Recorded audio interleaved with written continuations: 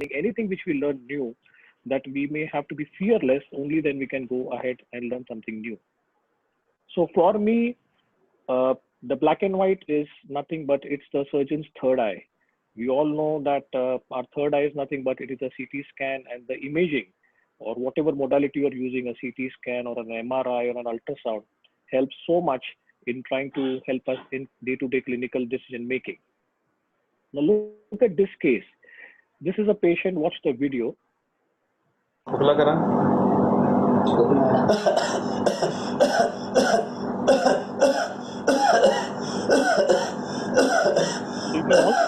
So you can all see खोखला करा that he's got a clinical bulge there. But when this patient came to me in my clinic, he came in and he said, Doc, when I'm standing up, my wife noticed this swelling when I was trying to do something and I coughed, but his ultrasound was absolutely normal. Now, if this patient would have gone to his practitioner and showed his report that I'm getting some pain in the abdomen with swelling, he would have just been sent off by saying that nothing is to be done, you go back home with some painkillers. Or look at this lady.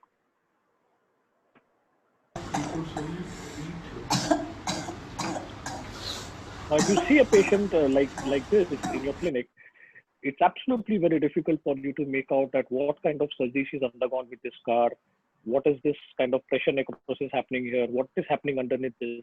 So these are the patients where we would require some kind of an imaging, without which it is absolutely impossible for us to take a decision further. So today, why do we need to image a hernia? Now, if you see, this was our concept, about hernia, is to know about the Swiss cheese defect. And this was our concept many years back, that we attributed hernia to nothing, like few things, but then when you understood that it is hernia is not more than just these four animals, but it is many others which are hidden there. And that's where, the imaging tried to help us. So what are the benefits of imaging today? Why do we need to image a particular person? So the benefits of imaging today are A, to know the location of hernia and classify them. And I will come to that why classification today has become so important. Second is to know the size of the defect. And now we are importantly understanding the third dimension, which is very, very important because it helps in the volumetry. Because without volumetry, taking any clinical decisions can be sometimes very fatal. We come to know about the content. Now, why it is so important to know about the content? Because if it is omentum, there are some particular characteristics which you can observe on the CT scan, and then it can tell you about what is happening in that area. If it is stomach, then you can correlate with the history, specifically in patients where you can have an epigastric swelling. I had a patient a couple of months back where the only swelling thing patient had was swelling in the epigastric region and forceful vomiting. And then endoscopy was performed with everything, all the muscles relaxed, and then the endoscopy was reported normal. But he had something like a Richter's hernia, where part of the greater curvature used to go into a small defect into the linea alba, and then patient used to get a lot of pain and retching. Or if it is colon, why it is important is because we need to understand that if there is colon, then I always bowel prep my patients and I prepare them with 24 hours of liquid diet one day prior, because we do not want stools which are liquidy into the content. And if at all we make a colotomy, the whole thing can get contaminated. Or we also need to know why the small bowel is important. And lastly, the imaging also helps us to know the vascularity. We will see one or two cases where vascularity of the bowel, of the mesentery also helps us in knowing. And the most important is to know the associated pathologies. I'm sure each one of you must have got a surprise where you must have planned to repair an umbilical hernia. For some reason, the patient did an ultrasound and they found that there is a lump around the uterus or in the pelvis, and that needed a priority over the hernia. So talking about science and safety, if you see today, the radiation hazard doses per year in a medical team like us, occupational exposure is about 30 millisieverts in any year. And this is approximately equivalent to the amount of usage of WhatsApp, which each person does every day. So in a year, the amount of radiation which you are getting exposed is almost in this kind of range. But if you see today, CT scan is about 8 millisieverts. So we need to make our patients understand, because the moment you utter the word CT scan, they will say, doctor, there is, they will get information from Google and they'll tell you that we get, why should we do it? There are radiation hazards. So you should tell him that every mobile which they are using, there is something which is known as SAR, or specific absorption rate. and it tells that how much of radiation is getting emitted from your mobile. After my talk, Google your phone and find out that how much of exposure you are getting from your mobile phone, and then you will understand the same thing we need to make understand to our patients. So if you require a CT scan, please go ahead and do it because it is safe, because the exposure in terms of millisieverts is very, very low. And usually we can get away with a plain CT scan in very select cases where you need a contrast, either a bowel oral contrast or an IV contrast is where you are thinking about compromise in terms of vascularity. But by and large, in a patient where you're going to ask for a CT scan, a plain CT scan of the abdomen and pelvis is good enough. Most important is to ask for 5 millimeter slices. What normally they do is they have about 10 millimeter slices at 1 centimeter. If you ask for finer slices, then you can get the information much better, and the reconstruction also can help you much better. So this is a protocol which is standardly described in the literature about how to go about it, and I'm sure your radiologist, wherever you are working, would be knowing about this, but this is what is usually required. So abdominal CT scan. Let us now come to the color part and then get into the black and white. So if you see this, this is how a typical abdomen anatomy is. And there are points of weakness. So the first point of weakness is here in the midline at the linea alba. The second point is here at the linea seminaris. And the third point of weakness is over here. Now, why these weaknesses are mentioned is because these are the places where, like a fulcrum, the elasticity works. Because if we had one particular muscle from here all the way till here, we would not be in a position to perform all the functions which we are performing today.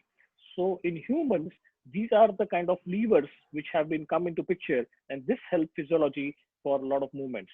So if you look at here in the right upper quadrant, you can see the rectus abdominis muscle, and then from inside out, you can see the transversus, internal oblique, and external oblique. Now let me take you to the side and what can happen. So here you can have two possibilities. You can have a weakness here in this area, which can lead to Spigelian hernia formation, or here you can have the superior epigastrics or the inferior epigastrics, which can cause a tear in some abdominal laparotomies, and you can have a hematoma formation, and you can also have wasting of these muscles because of the previous surgery. And in the past, there used to be also, we used to do a paramedian incision. And a lot of times there used to be a muscle atrophy because of that, the injuries to the neurovascular bundles. Coming to the second weak point over here, this is where it is. This is on the inferior aspect of the latissimus dorsi, that is quadratus lumborum. In this area, if you have any problems, this is a potential site of lumbar hernia. So remember that these weakness points can get compromised because of trauma or any other surgeries, and then you can develop a hernia there. Likewise, this is a patient who has a supraumbilical anatomy. You can see that. Very important to notice the transverse abdominis muscle. Look at that. It goes all the way up to the paramedian region in the midline there. So contrary to a belief that transverse abdominis was only restricted to the lower abdomen or coming up to the linea seminaris, this is the picture where you can see the TA or the transverse abdominis going all the way till there. Remember that if a patient has undergone a TAR procedure, which all of you are aware of now, then this TA would not be in its normal place. This is one of the ways in which you can make out that the person has undergone a TAR surgery or no, and what is happening to the anatomy inside. And here all of you can beautifully see this transversalis fascia which is coming up there. So all this anatomy can be very nicely seen. This is one of the patients where I had focused on doing that so that you can see all the anatomy properly, and then you can make out. So once you are accustomed to knowing the normal anatomy, you know what is an abnormal anatomy. So again, the points of weakness over here, the linea seminaris and the midline. So always focus on these 3 points and then correlate and divide it into different quadrants. Your life will be very easy. Similarly, this is the infraumbilical anatomy here. You can see that again, the TA is going all the way up to the midline. And as we keep coming down, we can see this is the potential area of weakness here. This is a site for lumbar hernia, as I mentioned to you earlier. This is a site where you can have a Spigelian hernia. So this is again a weak point, and this can occur in cases of trauma. So be very careful whenever you see a CT scan, look at all these muscles very, very properly. This is a graphic representation which has been painted by one of my presidents, Devashri from KEM.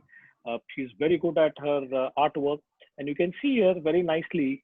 So this explains us, if you understand the anatomy well, that if one has to do an anterior component separation technique, he will make an incision there. If one has to do a reach topaz repair, then you have to make a cut over there. This is the posterior lamella of the internal oblique, which is such an important landmark because without cutting this, you cannot get into the TAR plane. So these are the certain landmarks which all of us should understand when we are seeing it. And I will show you one of them, all of them one by one. So this is how the typical anatomy on the right and the left side is. Now, if you come here and focus on this side, this is where you can see that this is the rectus abdominis muscle. That is the TA, which is going all the way till there. Imagine now this patient, if he had undergone a transverse abdominis release, then this part would have gone back and you would have not seen this. Now, if at all you want to perform a TAR in this procedure, this is the way I teach my residents. So this is the pretransversalis, transversalis fascia and peritoneal complex. If I have to do TAR, the first thing is making a incision on the posterior rectus sheath, going into the Reeves topaz plane. At the linea seminaris, we go up, cut the posterior lamella of the internal oblique, and then the muscle TAR, and then get into the TAR plane. This red line represents our journey, how we are going to do. So if you explain all these things and make a plan on the table, or you can do it in your OR team, with your team, then exactly they will understand what you're going to do. Similarly, if you see the other repair, which we are talking about is the anterior component separation. So in anterior component separation technique, which you can do either by an open technique or by an endoscopy technique. In endoscopy, if you're doing it from top here, this is known as a subcutaneous approach. If you're going into this black plane, then it is known as a subfacial approach where you make a cut on the roof and in here you make it cut on the top. So how do you identify that? Most important is the surgeon should know the distance from here till here, that what is the width of the rectus. Why this is important is a lot of times in patients who have undergone a laparotomy, on the table, it is very difficult to identify how much is the rectus muscle. And a lot of times I've seen people making a cut over here or over here, and then they go into the wrong plane, and then they say we could not do an anterior component separation. But if you know the width of your rectus very, very well, then what can be done is you can make an incision there. Once you make an incision there, you can get into this plane. And with this, this is an absolutely avascular plane. So what happens is by making this cut, your external oblique goes backwards. This component starts going backwards, and this two complex along with the rectus starts moving forward. So this is how you do an anterior component separation. How do you identify that you are in the right plane? The way you identify is that once you make a cut here, I showed you this black pad of fat or the gray area. This represents fat. So once you make a cut here, if you see fat below, that means you are in the right plane. Sometimes people may cut here and then below they do not see the fat, that is the wrong plane. Or you can sometimes accidentally go from here into this plane here, and this has got all the blood vessels. So if you find bleeding when you're doing an anterior component separation, that means that, so please don't do that because that can create a lot of problems for you. So this is how it looks like. The TA extends below the rectus, beyond the rectus abdominis, as I showed you here. This is again to emphasize because I'm going to show you some cases where this particular anatomy is not there, and then you know how to make a decision correctly. So always a rule that if you find an intact TA in the upper part, that means the TAR has not been done in this patient. That means there was a pseudo TAR or something else has been done. Look at this picture. You just can't miss this picture, or TA hugging with rectus abdominis so nicely. And this anatomy is very, very useful, specifically when you're doing a dissection upwards towards the diaphragm. So this again, emphasizes on the fact that this is the posterior lamella of the internal oblique, and if one has to do a surgery for doing a TAR procedure, we need to make a cut here, and only then we can get into this plane very, very comfortably. So people ask me that whether you can see. This is how I'll show you. This is how you can see. This is the posterior lamella. So this is one of the things which you can very nicely see on your scans with a 5 mm cut. External oblique, internal oblique, transverse abdominis. And here you can see it is dividing into two components. I am not exaggerating, but tomorrow when you go back and see your CT scans and go layer by layer, you will actually see this and you'll be so excited to see that, oh, we can actually see this layer so well. So it is possible to identify this. Keep this in mind whenever you are doing a TAR procedure in any patient. So let's go to some of the clinical scenarios. This was an elderly gentleman who had come with problems of this kind of hernia there when he was seen by us in the clinic. But this is the same patient when he came in emergency. So what is the difference? Difference number one, here you can see that everything is nice and there is absolutely no problem. The bowel is also looking healthy and there is no stranding. But here, now suddenly you can see free pockets of air and you can see some fluid. So what has happened is that in this gentleman, this incarceration has undergone a perforation. So the same patient, if you have a scan 1 to 1, you can compare it. If you don't have it, you can at least make out that there is a fluid collection here and free air here, which is looking black. So this you can make out by putting in your probe and checking the Hounsfield units. So fat has got a particular Hounsfield unit and free air has got a particular Hounsfield unit. So you can make out very comfortably what is happening in this area and make out about that. So this is in clinic and this is what happens in emergency. Look at this case, a very classical case which I showed you there, that this patient has got a weakness in one of the levers on the posterior aspect. So no doubt about it that this is a classical lumbar hernia, because we all know that this is the point of weakness there. This also happens typically in patients who have undergone in the past nephrolithotomy by an open technique or any other retroperitoneal procedure. You can make out that this was completely shattered. Now the idea why we need to get this information is that you will need something to cover up from here all the way till there. So either you will be doing a transverse abdominis release to get that, or you may have to plan some other alternative like a heavyweight polypropylene mesh to bridge this gap. And by doing that, only then you can support this hernia very, very well. Look at this fat and the CT scan. So this is how a normal scan in a patient would look like. This is all black, so that it looks fine. But this is stranding. That means you can see this fluffy wool appearance. This is very classical. That means there is some inflammation going on. There is inflammatory fluid in this.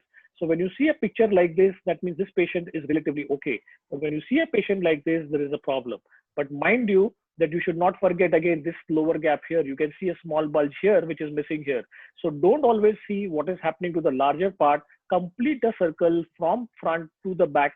See all the 3 liver points so that you do not miss that, this hernia is there, because this may not be reported by your radiologist. And all of a sudden on table or post-operatively, the patient will say, Dr. Saab, either bulge hai, and then you are in a fix that what you need to do, because this can be very well missed in any patient.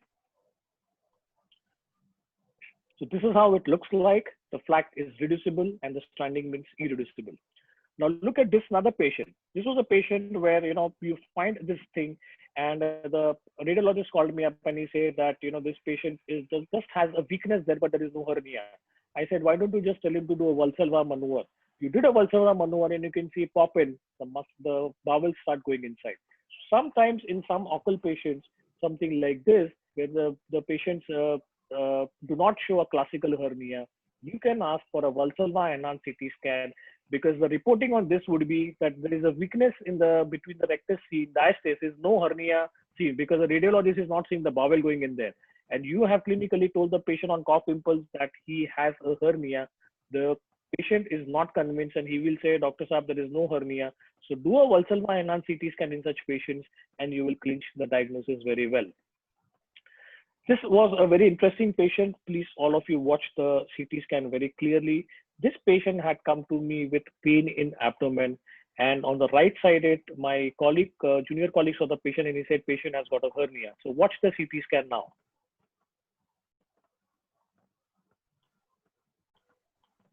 You can see this bowel is all dilated. And as you keep coming down, you can see the stranding in this area. Now, the first thing which came to my mind is, if the patient's got a hernia in the right groin, why is there stranding in the bowel there, in the mesentery? So you can see this stranding there.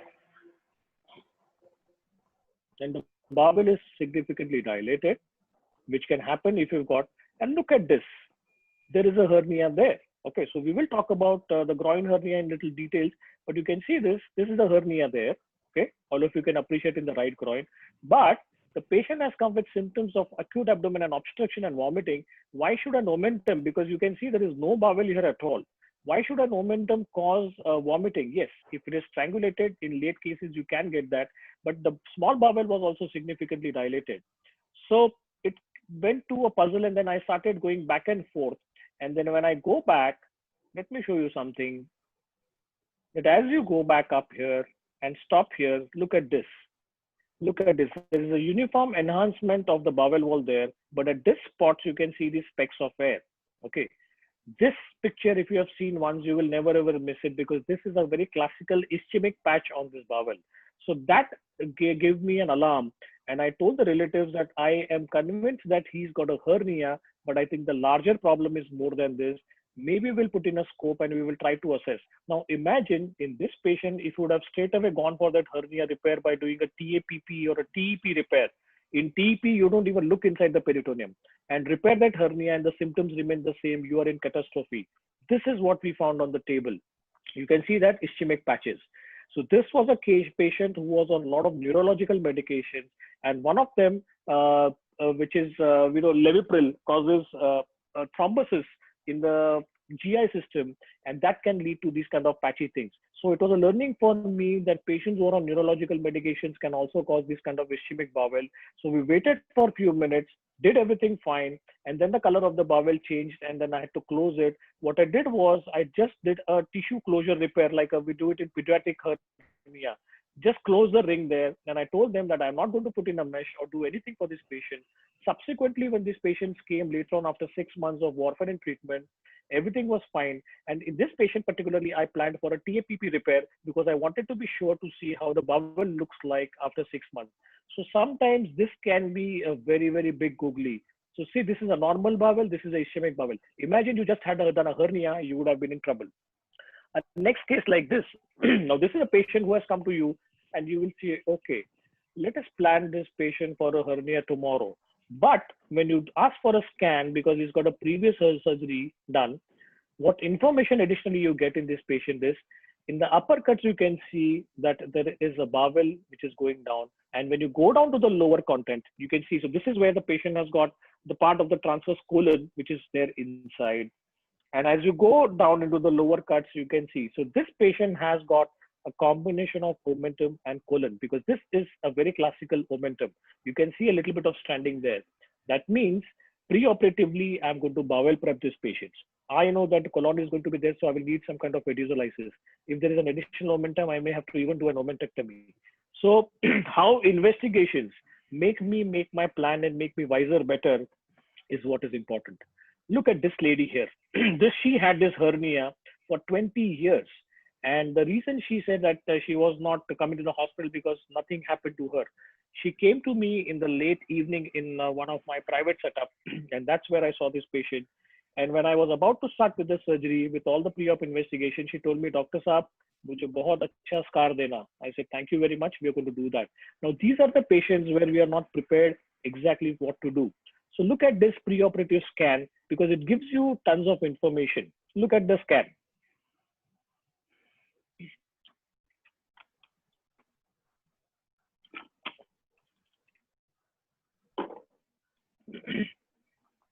So the information number one which we get is that there is some amount of bowel which is there in the hernia sac.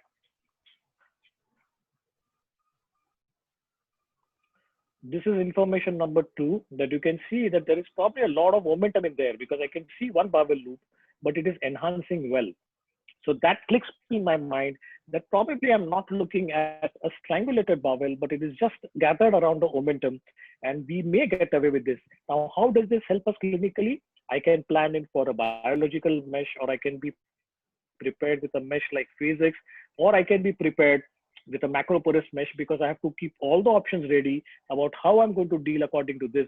Now, in the middle of the night, it's very, very difficult. So I always tell people that you should have an excess of one mesh each because you never know when you will require what.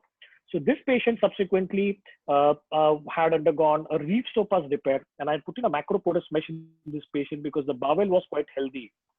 Finally, I had to do a lot of abdominoplasty in the lower part and get away with this. And this was our final picture at the end of 4 hours of surgery. I had given them an option of a mesh called Phasix, which remains there and it goes away in about 18 months. But macroporous polypropylene mesh today, as per the Cobra trial, which has been very successful in US, you can do that.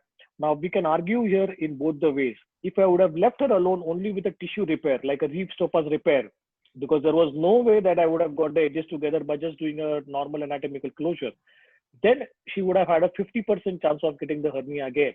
And here she has a 50% chance that there could be some infection. But because my bowel was not compromised, it was just a dusky omentum where I did an omentectomy, it went off very well. This is her post-op scan at about a month. So you can see that. So as we come down, you can see that everything is come intact in that. This is the air which is there from the drain. And you can see here, I have almost nearly come to a normal anatomy in the midline by doing it a Reeves topaz. And this trending which you can see here is because of the mesh which was put in that area. And she did very well with this.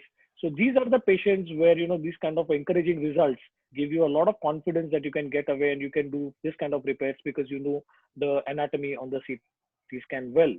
Now look at this case. Now this is a lady who had undergone a previous surgery in the midline, and now she's got one hernia here, one hernia and one hernia here. Now you need to understand what is happening where.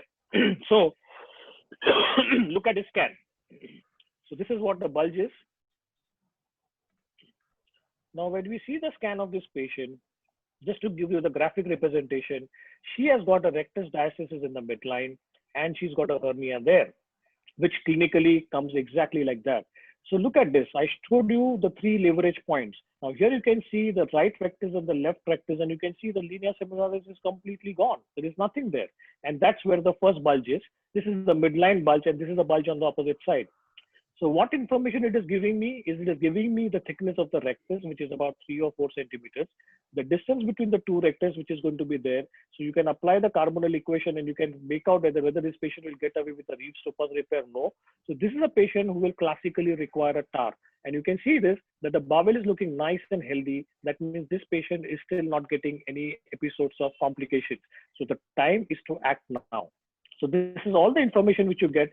So I know that I will be requiring a repair which will go from here all the way covering everything till here. Now that is only possible if I do a bilateral TAR. So this is what was offered to this patient. She underwent a bilateral TAR. And this is all information which you get from the scan.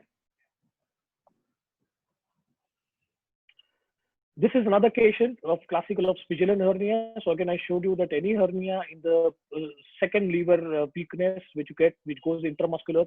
So this is the area where it goes there. That is the rectus muscle, and then you can see the hernia going there. This is a very classical case of Spigelen hernia. This is another case where you can see the seroma. So what has happened is you can see this. This is a mesh which is floating up there. Okay, but what is important to see is that this has also formed one more layer over here, which is very, very important. Now, this is a case where it has formed a nice capsule all around. However times you are going to repeat an aspiration in this patient, this is not going to settle down. I have a very nice video on the YouTube where I had removed a seroma in a lady who was operated elsewhere after 6 months. And I can tell you, you can remove this entire part. And what you will see in the base here is few fibers of the mesh. So probably it was a reaction to the mesh, or it was something else. So this kind of patients, even after 12 weeks, which we say, that we need to keep on aspirating, this patient will not settle because this information which is given to you about this capsule formation, this is a patient on CT scan, you can make out that this is not going to settle down clinically. Now look at this case. This is another case where the hernia was done. You can see this fluid. This is a little bit of turbid fluid. So look at this scan here and look at this scan here. On Hounsfield, they're different, but you can see this speck of air. This is a patient where there is an infection coming up. This patient cannot wait. This patient has to be taken up for an open or a laparoscopic surgery and treated according to that. So this is after an umbilical hernia repair that you needed to do something. Look at this video very, very carefully. This was an elderly patient who was told by his family physician that you have got a hernia and then you need to see a surgeon. So watch this video.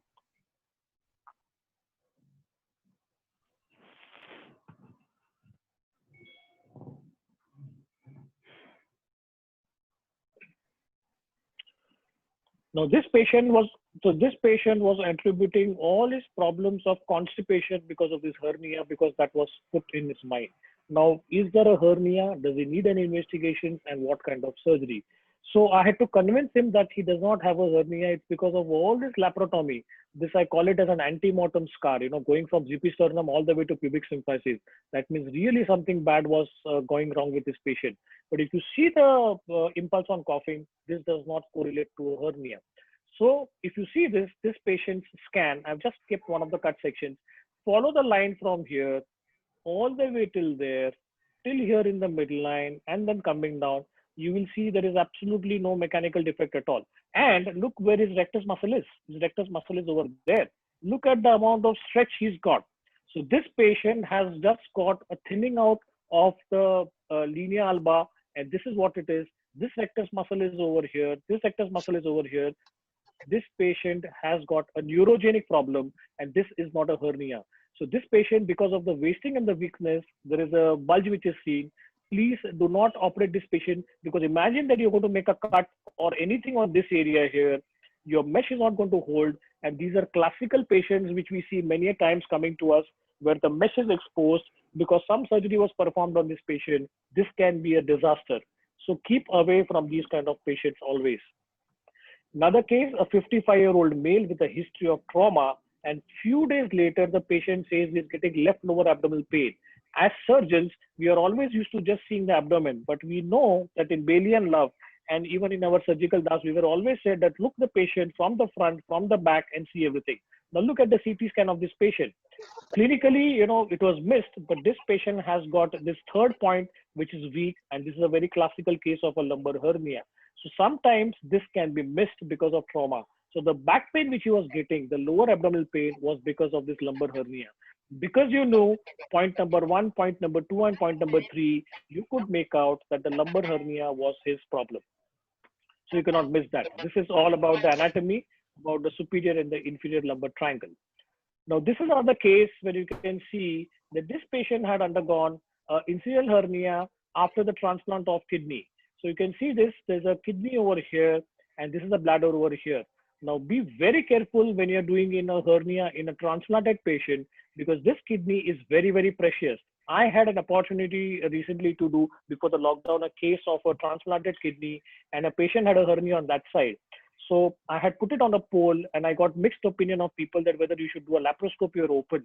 My fundamental was very clear that the kidney is almost giving you a protection of the inguinal canal from this side to this side. All that I need to cover is a bulge in this area. I will do a nice onlay repair. I do not want to go anywhere close to that kidney and do a TAPP or a TP, mess up with the ureter and create a problem. So this is a message for all of us that please look at this transplanted kidney, and as far as possible, stay miles away from these kind of patients as far as the kidney is concerned, and do an onlay repair. Another case where you can classically see the bladder is a part of it. Now, if you do not have an imaging in a patient like this, you will go in and you will say, oh, this looks like some fluid collection in the sac. It could be a peritoneal sac. You open up, and then if you are not used to putting in a Foley's for any reason, or if you're used to putting in a Foley's, sometimes you can get surprises and you will see Foley's catheter there. So be very careful when you get cases like this, because there's a bladder in the hernia. Now look at this lady. Look at this hernia. This is huge. You can see that she's got a bulge here, she's got a bulge here, she's got a bulge here. This is a hernia when she's lying down.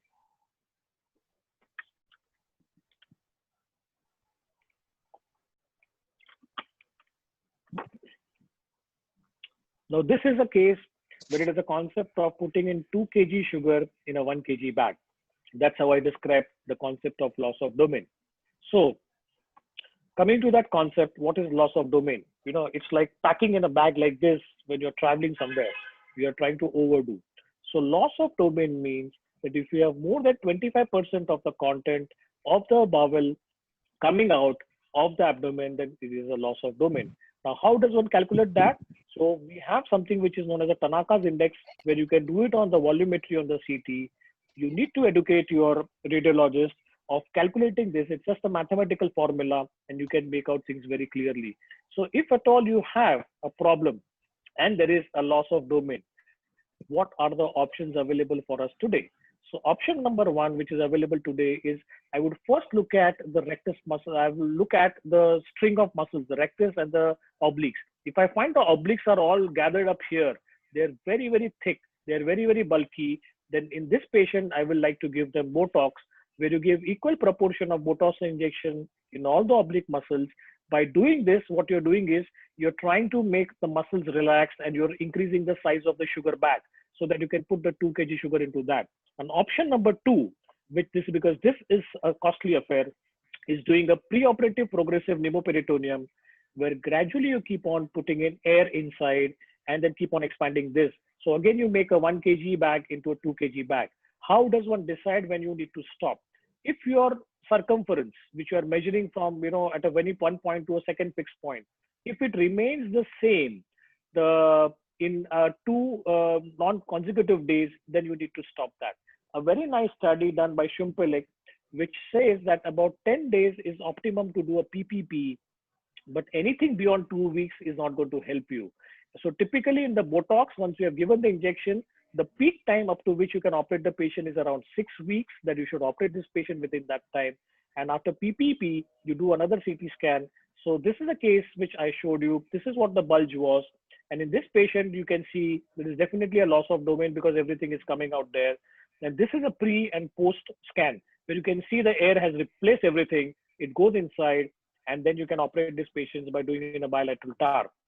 So this is the concept of PPP, or a preoperative progressive pneumoperitoneum. So this is one of my TAR patients. You can see preoperatively. You can see how it looks there. So this is how the preoperative scan of the patient was.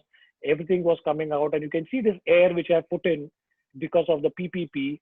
And then we take up this patient for a TAR, and this is how the patient behaves.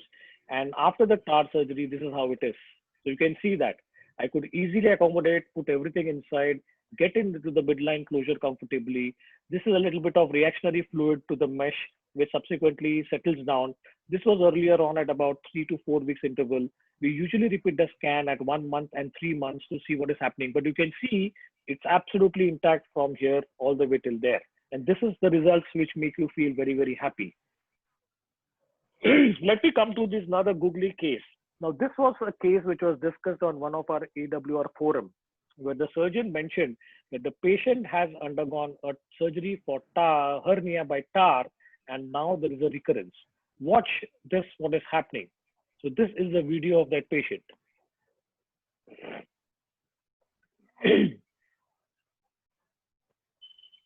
You can see the hernia there.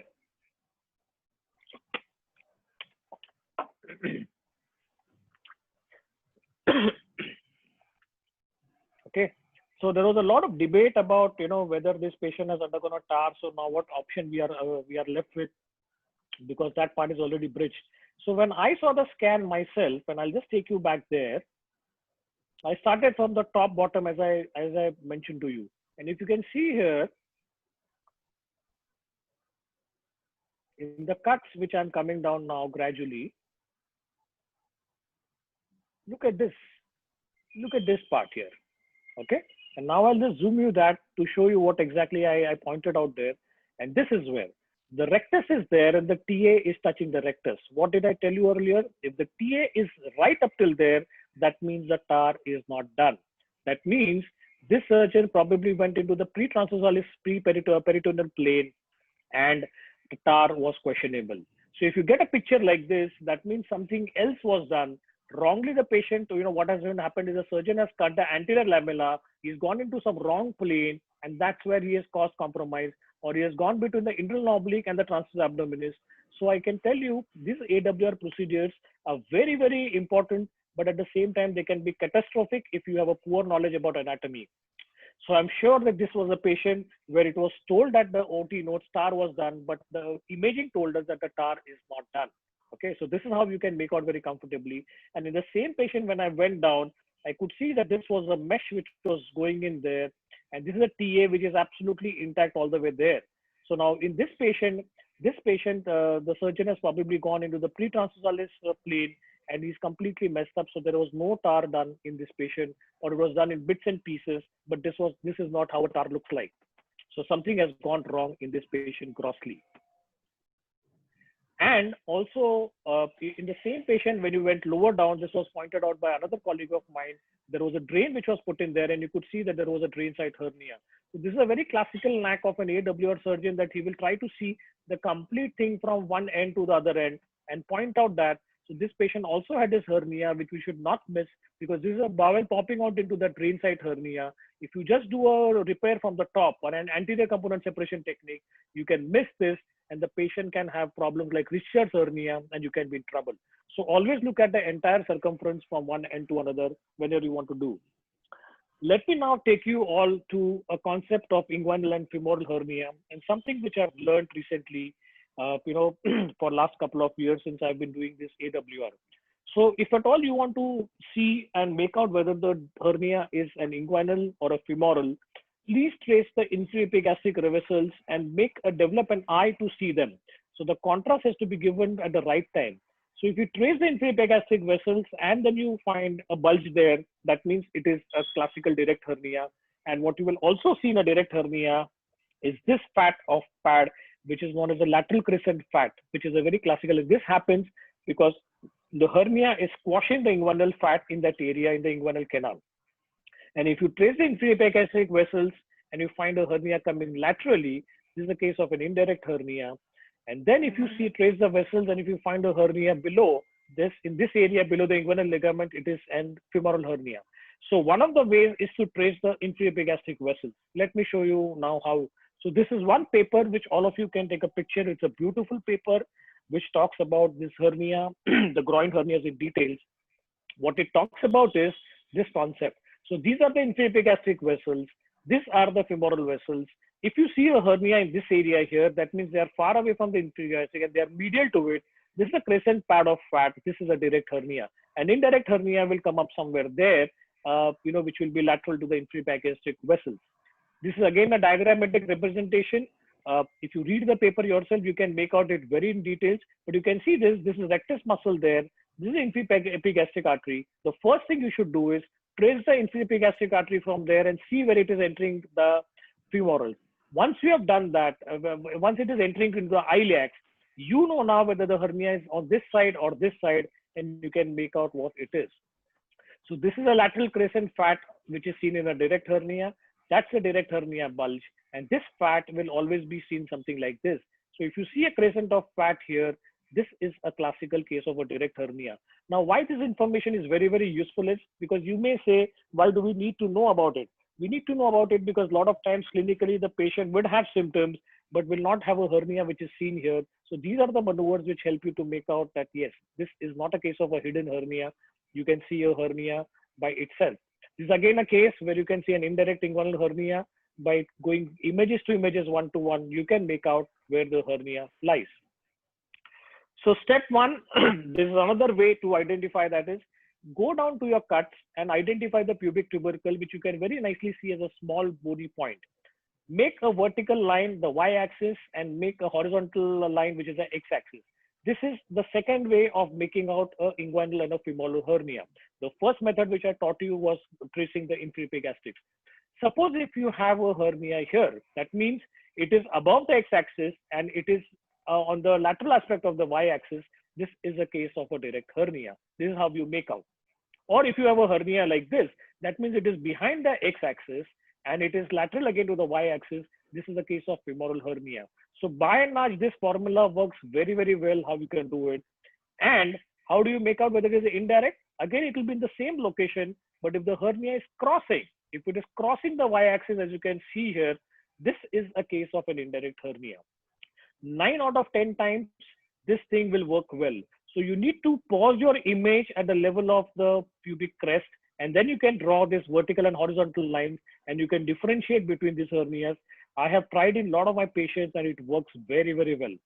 This is again the same picture of another case where you can see the lateral crescent in a direct hernia.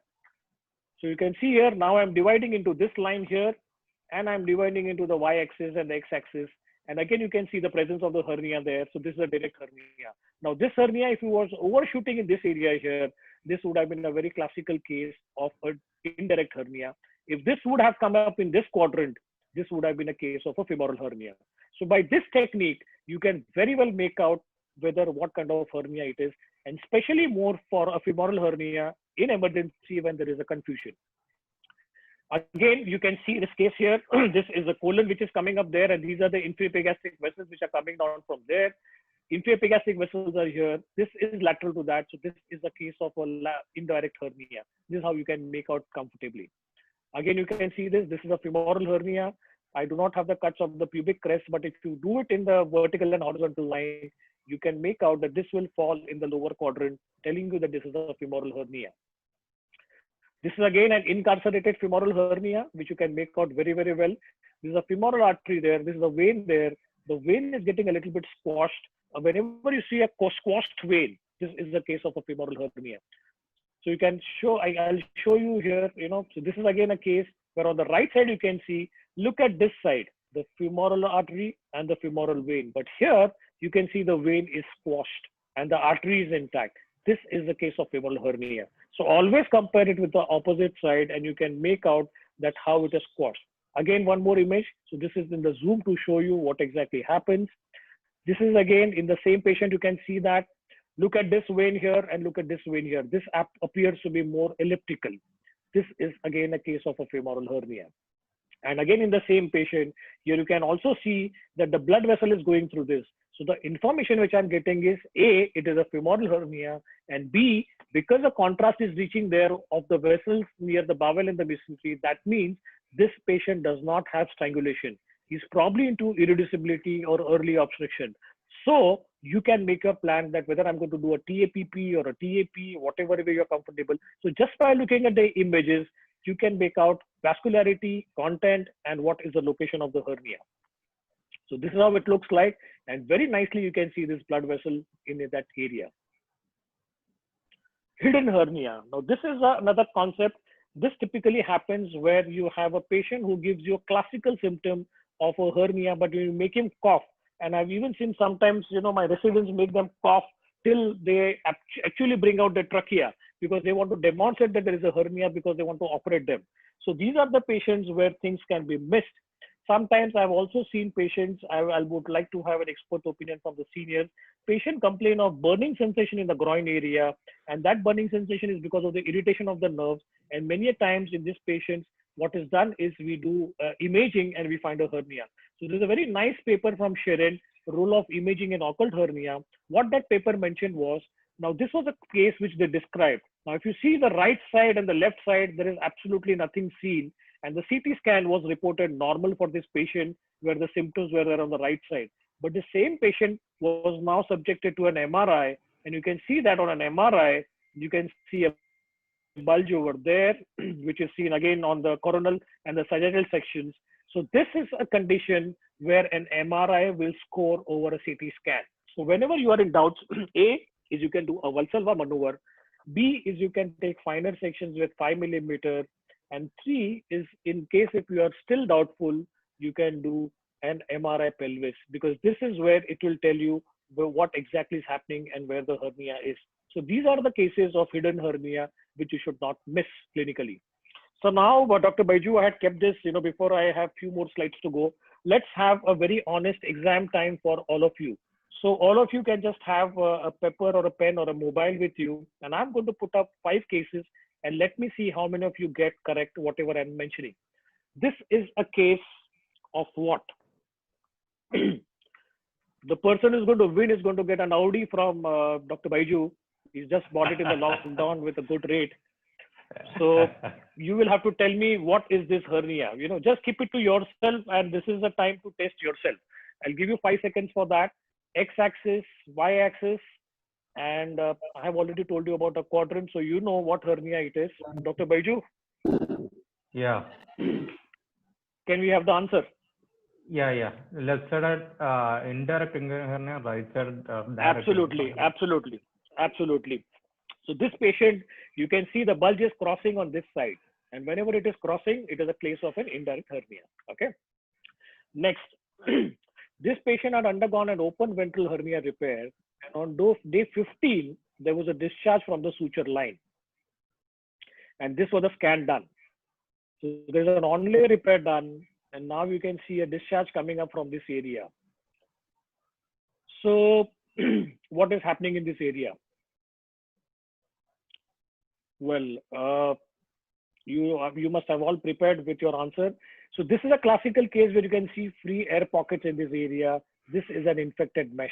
You can see a lot of stranding in this area, and that has led to this problem. So this is a very classical case where you will have to intervene early. There is nothing like an observant policy in this kind of patients, because these patients, if you wait for a long time, they can deteriorate much, much worse. Again, another case, obese lady. This is a little googly. Pain in the right lower abdomen. What hernia does she have? So this is the right thigh, and you can see here, I have gone down below the pubic symphysis, okay? And the pain is happening in the right lower abdomen in the inner aspect of the thigh. So compare this side with this side. That is how we do. Always see the normal side first. So you can see this is all black. That means it is a healthy fat. But here I can see stranding. This is a classical case of an obturator hernia. Very classically seen in patients who are obese, and you can miss that. So this is a case of an obturator hernia. When you come down, always look at the obturator canal, and you can make out whether this is there or no. So you compare it with the opposite side, and you will get your answer. Next exam question. What side, which hernia, and what is the content? So femoral vessels seen here, seen there. We are seeing something there. This is a pubic crest, which I talked to you about. You can see this is a nice line. So I make one line like this, and I'll make a second line like this. Okay, so one line is going this way, one line is going this way. So it is lateral to the y-axis, and it is above the x-axis. This is probably a case of a right-sided direct hernia. Okay, so this is how you can make out what exactly is happening and what is the content. So you can also know that it is a bowel. You can see this contrast here. That means it is enhancing. So that means there is no strangulation, no obstruction. Identify this landmark. I think this one you can get it, Dr. Baiju. Yeah. What is this landmark? This one. This one. So this is a classical case. This is a landmark is a posterior lamella of internal oblique. Okay. External oblique, internal oblique splitting into anterior lamella, posterior lamella. That is the transverse abdominis muscle. So you need to do a Reeves topaz, go into this plane, cut this posterior lamella of internal oblique, and then get it on the TAR plane. So this is a very classical thing which you just can't miss. Okay, fine. So that was a quick exam session for all of you to keep you awake. Last few slides about CT reporting. Now, why it is important is we need to have standardization in CT reporting today. So this is one of the papers which mentions about what I told you earlier. And these are all the things which you need to have. So this is the picture which you can take. And I'll show you one more thing, that this is where you need to have all the things about what is happening to the midline, what are the prior surgical changes, the content of the hernia, the defect size, because this information is very, very useful for all of us. So today what we are doing is we tell our radiologists to give us all this information.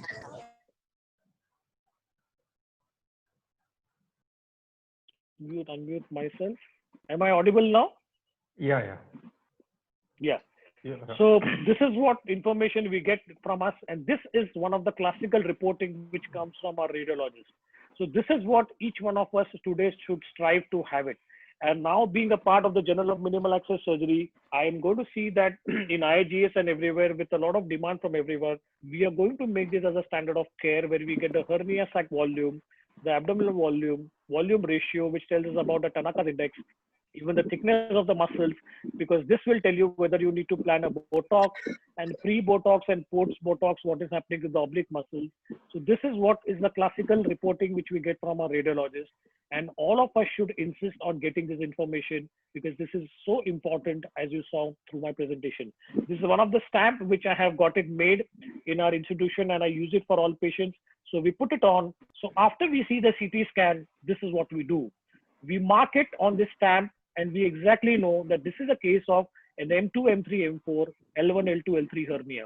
So if all of us today strive to have this as a standard of care, wherever a patient is going to go, the OR notes which tell us exactly what is happening, whether it's an L4 hernia, M1 hernia, and these kind of informations will be very, very useful. What you can also add to this is the width of the rectus, and you can add the W component to it. So there are so many things today which are evolving, and you can make out what exactly is happening to the patient. This, guys, is the future, the CT 3D volumetry.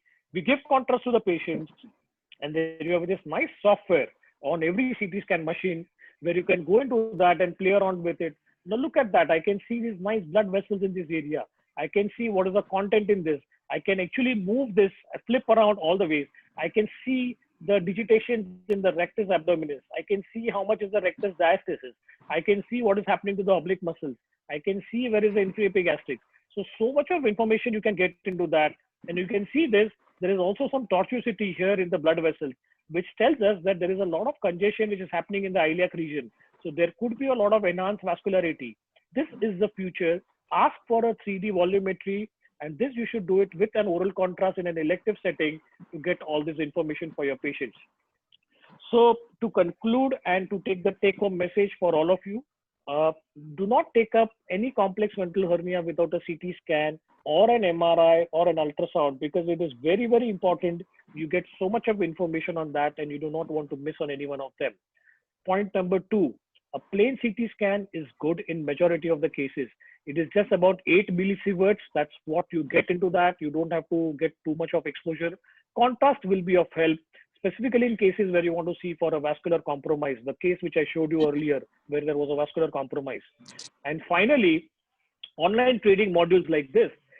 I'm happy to even have one-to-one sharing with a lot of people where you can do an online training, send your CT scans, and then we can have a look at it. You can even do a video click directly from your mobile or on your CT scan console, send it across, and we can do the discussion. Please use the CT scan formatting, and let's try all together to make it as a universal formatting, because this is what is going to help us. And on-site training is the key. At KEM, we are used to seeing about 10 to 12 scans on a given day. Every day may be a case of pancreatitis or obstruction. And I keep on training my residents with a lot of this 3D volumetry, blood vessels, angiography. So what happens is they get an eye of how to look at the scans, because as a surgeon, we need to see our scans ourselves. So this is your helpline number. I have got my YouTube channel. You can subscribe to that, which has got lots of these teaching videos and information. And I'm happy to receive any email from any one of you to share information, and we can always do that. Thank you very much. It was a very patient audience, and I'll be happy to answer any questions, Dr. Baiju, from the forum. Thank you very much, all of you. Thank you very much, Dr. Jignesh Gandhi. It was an excellent disposition of how to read a CT scan in the case of a hernia. Before going to the question answer session, let me acknowledge a few important people who are gathered here in this forum. Dr. Praveen Bhatia is here. I request Dr. Praveen Bhatia to unmute his mic and say a few words.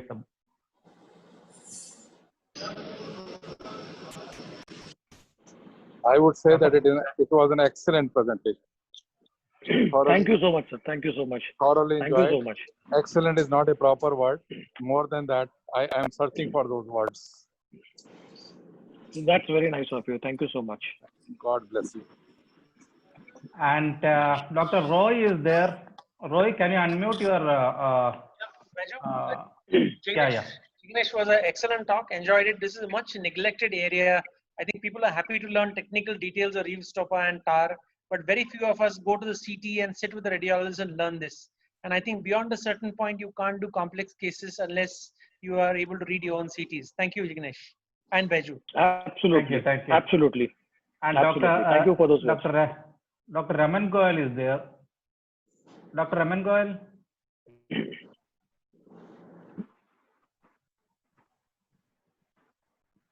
Please unmute your mic. And we had, hello? Yes. Dr. Raman?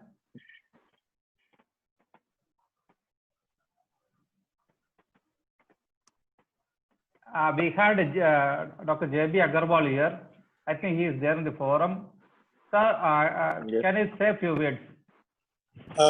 Jignesh, it was a wonderful talk, and particularly I think we need to train our radiologists.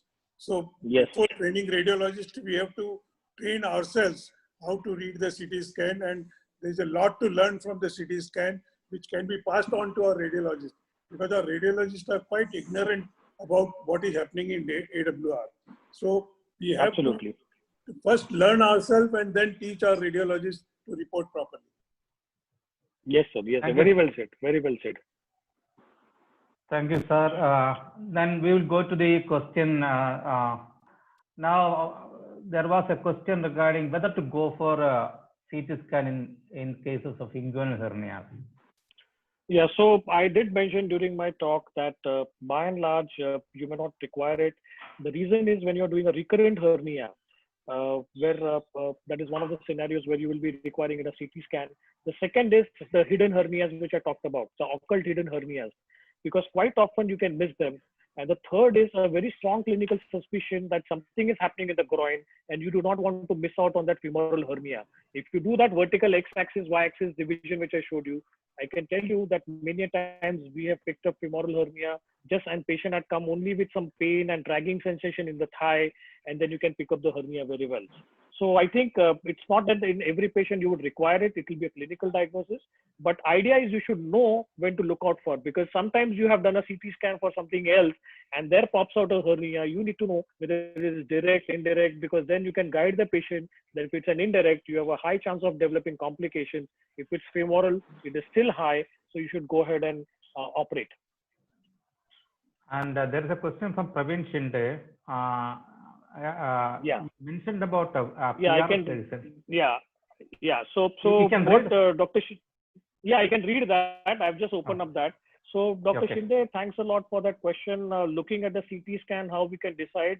So by and large, what happens is that the surgeon should not have a fixed thing in his mind about anterior component or posterior component separation. You need to see that in anterior component separation that you've got a good rectus on both the sides. If your rectus are far away, okay, far away, say for a distance like this, and then you plan for an anterior component separation, the in-between part, which is a thinned out linear, will be just a very, very thin line.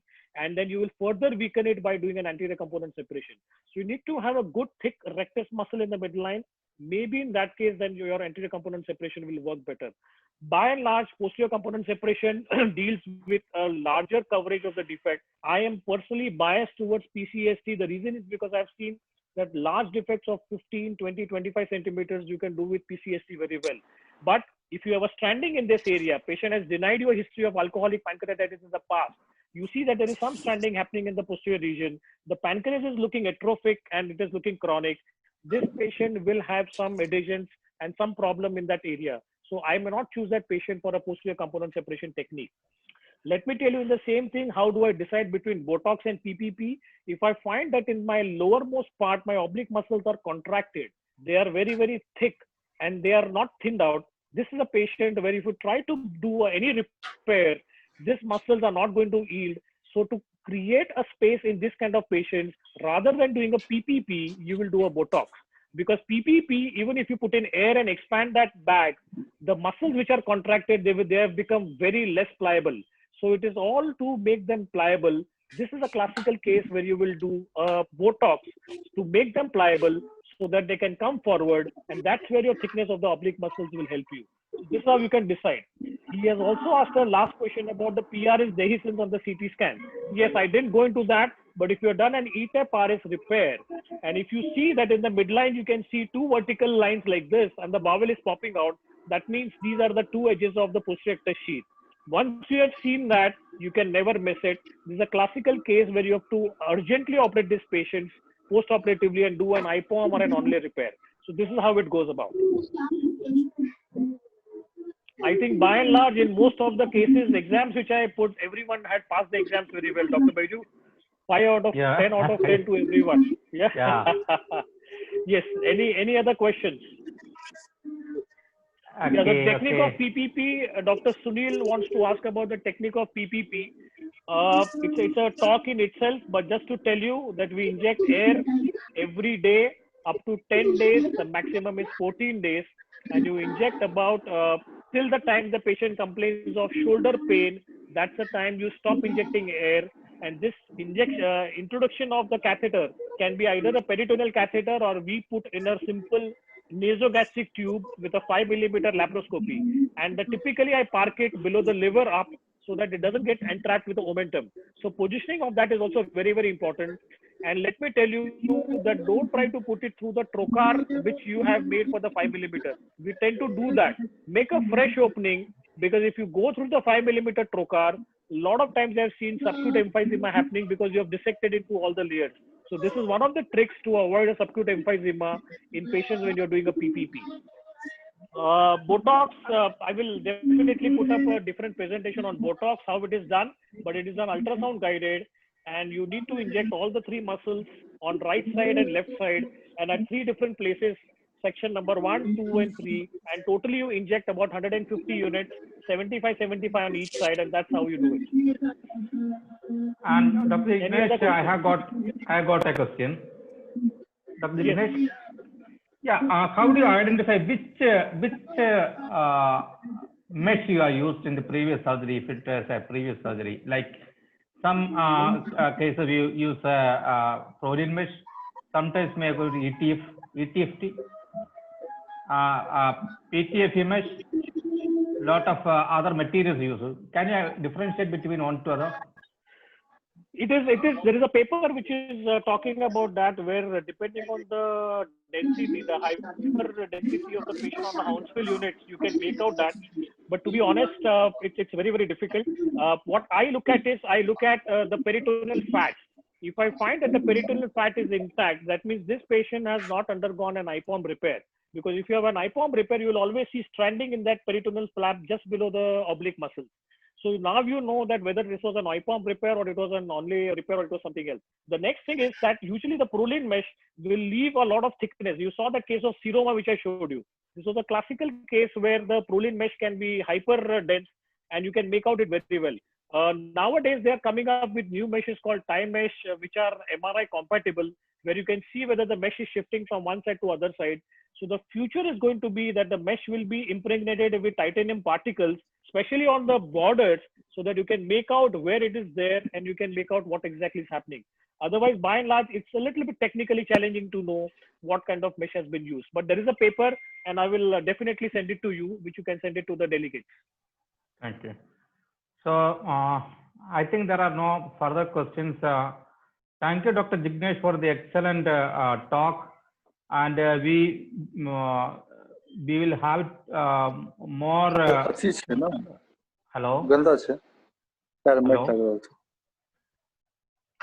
We will have more speakers in this forum. Yes. Next week we will be going to have Dr. Raman Goel to talk about bariatric surgery. So we need your participation in the further sessions also, Dr. Jignesh. Jignesh, once again, thank you very much for participation. And I thank all the participants for logging into this forum. And thank you all. Wish you all good night. Thanks, a big thanks from me to everyone. I can see Dr. Yogesh Mishra there, Dr. Raman Goel, and all my teachers. A big Guru Purnima to all of you. Lots and lots of things I have learned from you, and I seek your blessings so that we can take forward this educational forum.